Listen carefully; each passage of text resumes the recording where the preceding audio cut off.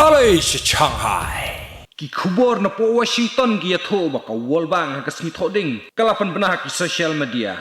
Bahkan saya rap ya R.1 billion US dollar kum si benta ka jingiarap nakatanat US Agency for International Development. Ya ka Ukraine khnang baka Ukraine kan yo ban penerkam badban penbit penbiang ya ki jingdon kam bakar ki hakani ka jingiale bat ka Russia. Ka World Bank ong baka te ka pisa ba ya rap kan sa pha hapo ka Project Republic Expenditure of Administrative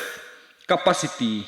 Endurance kabadai jongka World Bank. Ki khubor ki ong baka World Bank kan sa kenteu ka jingkhen ya baro ka pisa baka World Bank kala deban pha sya Ukraine na do basdang ka thma hadu kani ka por ba menta bat ka jingkhen yo ka World Bank ka pisa bala yarap sya Ukraine kala poi menta sya ka arpho pun riu bilian bat lo ong baka tei ka jingiarap jong ka World Bank kala yarap ya ka Ukraine bakan la ban siu ya ka tulob jong ki nong tre sarkar bat ya ka pisa syong thai pension bat kumjuro kala pha ya ka pista syakito ki bala sakama bat petwer keleng namar kani ka thma hapo kari ka thma jo ka Russia bat ka Ukraine menta kala deb jam lengba shisnam ka perthai bro ka wei ka UE ba ka jingle dusman jong ka Russia klem ka mensim jingya tiblem ka bom shamla sange shu ya ka te ka thma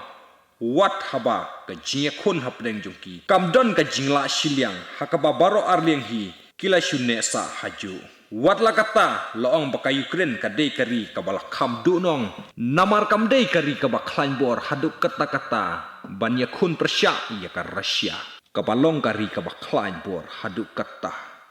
hakaju ka por loong baka Ukraine kala kham du nong namar ka madan thma ka ba long hapo uput usam jongka badai ka Russia ka ba letrung banyo kne uput usam jong ka Ukraine hanrei ka Ukraine kala hap tang ban shui yada yala ujong uput usam hapdeng jong ka tei ka thma ki khuwar ki ong ba kumba khat $1 billion ka pisa balayo jingiarap haki khendiet por balalek ka Ukraine kala la ban pendon kam ban penpoi sya palat khat an million ngut ki paj ba nong shong snong jong ka Ukraine ki khubar ki ong ba ya ka pisa ba yo jingiarap na World Bank la penbena ba hadin kisni ba ka Treasury Secretary jong ka United States ka Janet Yellen ka ong ba ka United States kadang penkre ya $10 billion ban pha sya Ukraine naga benta ban ajing Christian